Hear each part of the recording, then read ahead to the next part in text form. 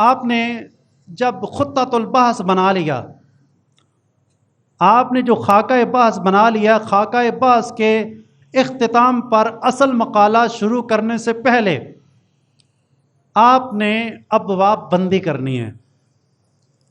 ٹھیک ہے، آپ نے اپنا موضوع لکھنا ہے، اوپر عنوان لکھنا ہے. عنوان لکھنے کے بعد آپ کے مقالے میں آپ نے 3 باب باندھے ہیں. نمبر 1 اس باب کا نام لکھیں، باب نمبر 1 اس باب کا نام لکھیں. ہر باب کے تحت آپ فصلیں لاتے ہیں تو ان فصول کو آپ نے لکھنا ہے. آپ مثال طور پہلے باب میں 3 فصلیں ہیں. نمبر 1 ٹھیک ہے، فصل نمبر 1 اس کا عنوان لکھنا ہے، فصل نمبر 2 اس کا نام، فصل نمبر 3 اس کا نام. پھر باب نمبر 2 اس کا عنوان لکھنا ہے، اس کے تحت 2 فصلیں لائیں، 3 لائیں، 4 لائیں، ان کا ذکر کرنا ہے. پھر باب نمبر 3 اس کا عنوان لکھنا ہے، اس کے تحت 2 3 جتنی بھی فصلیں لائے ہیں ان فصول کا ذکر کرنا ہے. اس طرح آپ نے یہ ایک نقشہ مزید کھینچ کر اب اس کے مطابق آپ نے کام کرنا ہے. آپ نے جب بھی کسی باب کو شروع کرنا ہے، باب کا عنوان آپ پورے ایک کاغذ پر درمیان میں باب کا عنوان لکھنے کے بعد آپ نے جو اصل کام ہے تحریر کا وہ اگلے صفحے سے شروع کرنا ہے، اسی صفحے سے شروع نہیں کرنا، اگلے صفحے سے آپ نے کام شروع کر دینا ہے. جب بھی اچھا اس کے بعد جو اس پہ فصلوں پہ آپ کام کریں، 1 2 3 فصلیں آپ کی مکمل ہوں گی. ایک باب میں 3 فصلیں تھیں، ایک باب کا عنوان ذکر کرنے کے بعد 3 فصلوں پہ کام کرنے کے بعد آپ کا پہلا باب مکمل ہوا. تو پہلا باب مکمل کرنے کے بعد آپ نے عنوان دینا ہے خلاصہ باب اول. پورے باب کا جو خلاصہ ہے آپ نے چند لائنوں میں 5 7 لائنوں میں آپ نے اس کا خلاصہ لکھ دینا ہے. بڑا زبردست یہ کام ہے. پھر اسی طرح جب آپ دوسرا باب باندھیں گے، جس طرح آپ نے باندھا ہوا ہے اسی انداز سے آپ نے کام کرنا ہے. کام کرنے کے بعد جب آپ کا دوسرا باب مکمل ہو گیا اس کا خلاصہ لکھیں، پھر تیسرا باب شروع کریں، اس کا کام مکمل ہو گیا اس کا خلاصہ لکھیں. یوں آپ کا کام ایک خوبصورت ترتیب سے مکمل ہونا چاہیے. پھر جو آپ سوال یہ ہے کہ اب اتنے سارے جو آپ 3 4 ابواب باندھتے ہیں ان میں فصول آپ باندھتے ہیں، آپ جب کتاب اٹھاتے ہیں جو آپ کا موضوع ہوتا ہے اس سے موضوع سے متعلقہ مواد تلاش کرنے کے لیے کتاب اٹھاتے ہیں تو ایسے نقطے پر آپ کی نگاہ جاتی ہے کہ جس کا تعلق آپ کے باندھے ہوئے باب نمبر 3 کی فصل نمبر 2 سے ہے. تو آپ تو کہتے ہیں میں نے تو سب سے پہلے تو میں نے پہلا باب کرنا ہے، یہ تو تیسرے باب کے سے تعلق ہے. آپ اٹھا کر سائٹ پہ رکھ دیں گے، پھر آپ کو دوبارہ کبھی بھی وہ یاد نہیں آئے گا کہ کس کتاب میں کون سی بات میں نے پڑھی تھی. اس کا ایک طریقہ کار ہے اس کو یاد رکھنے کے لیے. پرانا جو طریقہ کار تھا وہ یہ تھا کہ جب آپ ابواب بندی کرنے کے بعد فصول کو پیسٹ کرنے کے بعد آپ مطالعہ کرتے ہیں کسی بھی باب کی فصل کے کسی بھی ایک نقطے کے متعلق آپ کو مواد مل جاتا ہے، آپ اس کو سائڈ پہ نہ رکھیں بلکہ آپ کے پاس چھوٹی چھوٹی پرچیاں ہوں. آپ ان پرچی پر سب سے پہلے آپ سمجھتے ہیں کہ آپ کو باب نمبر 3 کی فصل نمبر 2 سے متعلقہ مواد ملا، آپ لکھیں باب نمبر 3 فصل نمبر 2. اچھا پھر جس نقطے سے جس مسئلے سے متعلق ہے وہ اس کی ہیڈنگ دے کر وہ وہاں سے اس کتاب سے لکھ لیں. کتاب سے اتارنے کے بعد نقل کرنے کے بعد آپ کتاب کے مصنف کا نام، کتاب کا نام، کتاب کی جلد نمبر، صفحہ نمبر، پھر مکتبہ کا نام، پھر اس کے سن اشاعت کے ساتھ آپ نے اگر اس کا دوسرا تیسرا ایڈیشن ہے تو آپ نے ایڈیشن بھی لکھنا ہے کہ یہ ایڈیشن کون سا ہے، پہلا ہے دوسرا ہے، کون سے سن کا ایڈیشن ہے، یہ بھی آپ نے مکمل لکھ کر اپنے پاس محفوظ کر لینا ہے. پھر آپ کہیں جاتے ہیں، کہیں پر آپ کو کسی اور باب اور فصل متعلق مواد مل جاتا ہے، آپ اسی طرح پرچی پر لکھنے کے بعد آپ اپنے پاس محفوظ کر لیں. اس طرح بہت ساری پرچیوں سے آپ کا بیگ بھر جائے گا. آپ اپنے گھر میں ایک باکس بنا لیں. یہ میں پرانا طریقہ بتا رہا ہوں کہ پہلے ہمارے محققین علماء ایسے کام کیا کرتے تھے. باکس بنا لیتے تھے اور جو ان کو پرچیوں میں کہیں سے کوئی چیز ملتی تھی لکھ کر، مکمل طور پر لکھ کر آ کر گھر میں اس باکس کے اندر رکھ دیا کرتے تھے.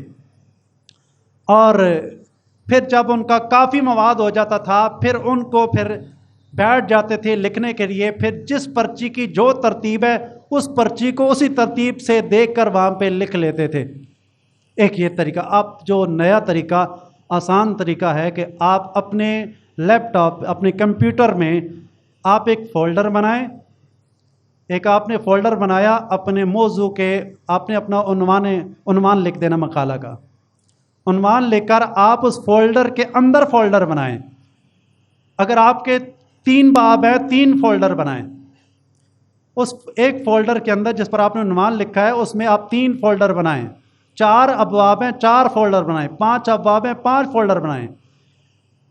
تو جب بھی آپ کو کسی موضوع سے متعلقہ کچھ مواد ملا ہے، جس باب کا ملا ہے اسی باب کے فولڈر کو آپ کلک کریں اور اس کے اندر جا کر آپ وہاں پہ لکھ لیں، ٹائپ کر دیں. اور ٹائپ کرنے کے بعد آپ نے مکمل جو حوالہ دینے کا طریقہ کار ہے پورا حوالہ سستی نہ کرنے کے بعد میں دے دیں گی جی. تو اسی طرح ان ابواب کے اندر پھر آپ فولڈر بنائیں. ہر ابواب کے اندر جتنی فصلیں ہیں اتنے فولڈر بنائیں.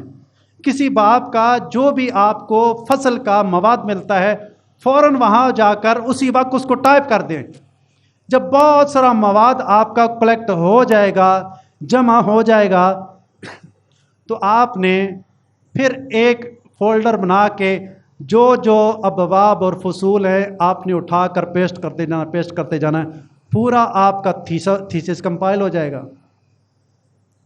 ٹھیک ہو گیا؟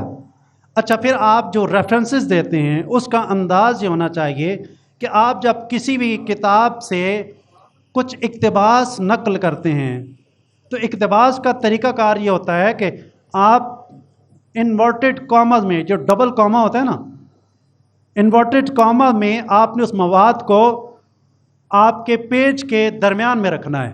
ساتھ تو یہ آپ کا پیج ہے، پیج کے درمیان میں یہاں پہ کر کے یہاں پہ کر کے جو آپ جس سیکوینس سے آپ لکھ رہے ہیں اس سے ہٹ کر آپ نے اقتباس درمیان میں یوں کر کے دوسرے فونٹ سے چھوٹے فونٹ میں کر کے آپ نے لکھنا ہے، اس کا حوالہ دینا ہے. اور جو ایک اور اہم بات ہے کہ اگر آپ نے انورٹڈ کاما کو استعمال نہیں کیا تو وہ آپ کا چوری سمجھا جائے گا، پلیجرزم میں وہ آ جائے گا. یہ میں آپ کو پکی بات بتا رہا ہوں کہ سافٹ ویئر ایسے آ چکے ہیں کہ جو آپ کی چوری یعنی کہ پلیجرزم وہ بالکل بتا دیں گے. آپ نے تھوڑی سی سستی کی لیکن آپ چوری آپ نے نہیں کی، لیکن سافٹ ویئر کے قانون کے مطابق وہ چوری ہے، وہ آپ کو کہے گا یہ چور ہے. ہر ادارہ، ہر یونیورسٹی اپنا ایک فارمیٹ رکھتا ہے، اس کی اپنی ریکوائرمنٹس ہوتی ہے کہ مقالہ کی ترتیب اس انداز سے ہونی چاہیے، آپ نے اسی کو فالو کرنا ہوگا. اب مثال کے طور پر تنظیم المدارس کا اپنے مقالہ لکھنا، تنظیم المدارس آپ سے یہ کہتی ہے کہ آپ کی ریکوائرمنٹ یہ ہے کہ آپ کا فہرست عنوانات ہونی چاہیے، لازمی ہونی چاہیے. اگر نہیں ہوگی، اچھا ایک اور میں بات بتا دوں، میں نے اکثر دیکھا ہے کہ ہمارے بچے جو تنظیم مدارس کا مقالہ لکھتے ہیں، تنظیم مدارس مقالہ کے ساتھ ہدایات مدون کرتی ہے، ہر ایک مدرسے کو بھیجتی ہے، بچے نہیں پڑھتے انہیں ہدایات کو. اس کا نقصان میں آپ کو بتاتا ہوں، نقصان کیا ہے. دیکھیے، تنظیم المدارس یہ کہتی ہے کہ جو بچہ فہرست عنوانات مرتب کرے گا 5 نمبر اس کے. مقدمہ میں ساری باتیں جیسے موضوع کا تعارف ہے، اہمیت موضوع ہے، سابقہ تحقیقات کا جائزہ ہے، تحقیق کے بنیادی سوالات، اہداف وغیرہ ہیں، یہ سارے بیان کرے گا تو 15 نمبر ملیں گے. جو نہیں بیان کرے گا اسے کچھ بھی نہیں ملے گا. یہ مفت کے نمبر ہیں، ضائع مت کریں.